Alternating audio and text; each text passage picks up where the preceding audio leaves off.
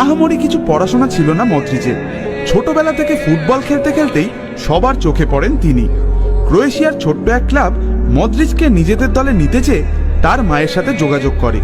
সে সময় লুকা মদ্রিচের মা স্পষ্ট জানিয়ে দেন, আমার ছেলে বড় ফুটবলার হওয়ার জন্য খেলে না, ও খেলে নিজের কষ্ট ভুলে থাকার জন্য। পরে অনেকেই লুকার মাকে বোঝান এই সুযোগ হাতছাড়া করা উচিত নয়। তাই অবশেষে সেই ক্লাবে নিজের ছেলেকে খেলতে পাঠাতে রাজি হন মদ্রিচের মা।